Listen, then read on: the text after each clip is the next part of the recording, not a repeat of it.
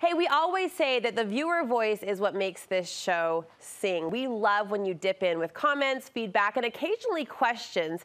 Earlier this year, Studio 5 viewer Valerie Hansen reached out to share a couple of treasured items from her linen closet, and she inquired whether we could help her donate them to a vintage collector who could really appreciate them. She sent photos of pillowcases embellished by her grandmother. They have that classic, you can see his and hers labels, so beautifully laced and edged. Valerie also sent a photo of kitchen towels embroidered by either her mother or her grandmother. I have a collection of these too, Valerie, so these look really familiar. Valerie wrote, "Both my mother and her mother were brilliant at their handiwork. I'm 72, and those two good women have passed on, taking with them their handiwork talents." Such treasures. I mean, such treasures. And we will certainly connect, Valerie, with a collector. But we know a lot of you have linen closet treasures just like Valerie. And my first guest hopes they don't stay on the shelf, hidden and tucked away. Today, our goal is to help you know what you've got and how to use it, even how to make them clean and usable again. I'm joined by vintage collector Melanie Butcher. So great to see you. Good to see you, Britt. What do you think of Valerie's collection? I love them, and I think they're a perfect example of the vast variety of linens you can find out there. The pillowcases were neutral, classic, traditional style, where the towels were a fun, retro, whimsical look that can just make you happy. With the you see them in the kitchen, and they're kind of cutesy. Yeah, by design. There's really something for everyone when it comes to vintage linens. And you can relate, I'm sure, with her sentiment, or I'm sure you hear about it all the time. I actually kind of got emotional. A little teary, because you know they mean something. You hold them in your hands and you think of the women who spent their time creating them. And as someone who inherited my own grandma's linen collection, or at least a portion of it, they feel so precious. Like, as I think of all the antiques that we could buy or collect or display, something about linens feels so delicate. Yeah, and they're truly one of a kind. They're unique. They were lovingly made in the woman's home, and she curated it to her style and her decor. And she picked the colors of the thread, and it's personal. And everyone has a different skill, so some are better than others. Right. But they really are truly one of a kind. They're very unique, and I think with every style you can incorporate a few vintage linens to give it a more unique look. That's what I want to talk to you about. Our urge is to set them aside, right? To tuck them away and protect and preserve. You have a different view, though. I think that they need to be shown, and I also think they need to be used. Used. We're going to use them? Yeah, you can use them. I mean, even if it's just for special occasions, holidays, baby showers, wedding showers, just something from the past, I think, is important in those celebrations. They were created to be used. And enjoyed. That's true, and there's the emphasis, I think, not just used, but enjoyed, and no one's enjoying them if they're tucked in a drawer. Right. You mentioned everyone could afford to display one or two items. What if you strongly feel like these just don't fit with my current decor or my current style? I mean, I would say just put it out for when the family comes over, maybe wear grandma's apron, just to have her presence there maybe, or just, I don't know, and use them for just parties and stuff if it doesn't work with your decor. And do you mix and match a lot? Like, are you throwing these linens with a Pottery Barn bedspread? Yeah, I am.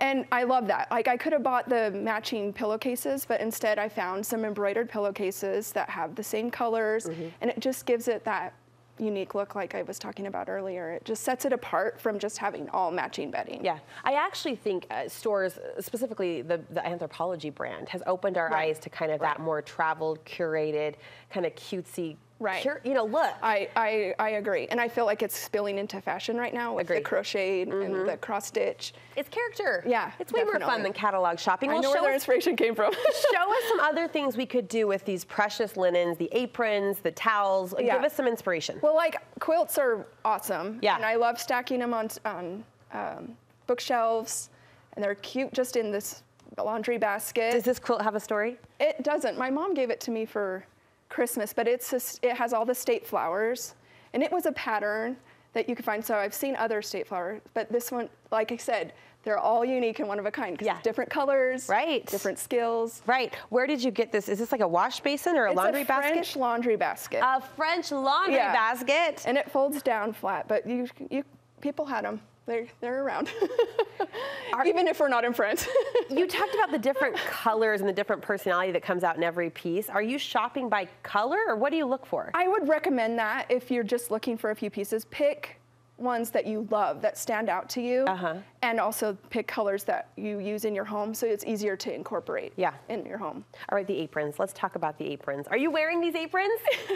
I'm not wearing them, but I love them. I love aprons, and there's so many different types of aprons. Like, for example, this one on the end is like, it's a clothespin apron, and they would tuck their little clothespins while they were hanging their laundry. Oh my goodness. There's holiday ones, there's kid aprons, so aprons. What are you doing with these in your home? I hang the aprons on like a hook, on hooks and shelves and stuff and around. I have one that like I always pick my favorite and put it on my pantry door. Cute. And I switch it out for the holidays and different seasons. But some of these almost look sheer, like the light comes through them. Right, yeah. And they were designed to be worn over a dress. So they were an accessory to the dress. So they had working aprons, and then they had ones that they would take off, and for the party or the bridge, game, they would come out with their special apron. And so some of them were, made to accessorize their dresses. I get so lost in these stories. And I know, these it's really cool. Once upon a time in my single life, I was committed to decorate my whole house vintage.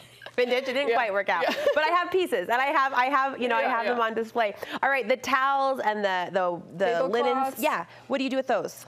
I string those around, and I think they're just cute stacked in baskets too. Yeah. And just kind of show off their colors. And that's what I've done with my grandmother's that I mentioned. I have a 3-tier kind of apple basket that stands in the corner of our little nook area, and I've just kind of piled them in there. And as they spill out, like we've talked about with the color and the trim and the detail, they're really fun to look at. And they make you happy. Yeah. Like, I'm in my happy place right now.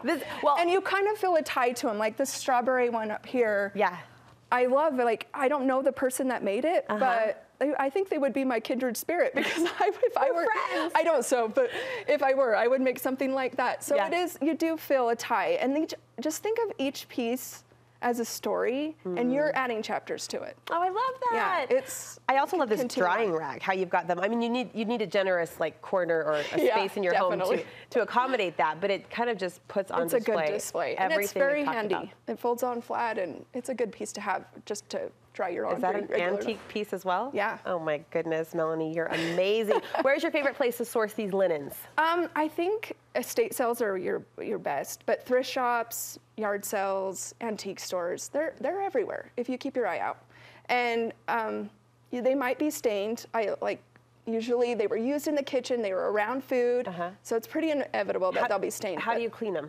I tried this new soap, it's called Retro Clean.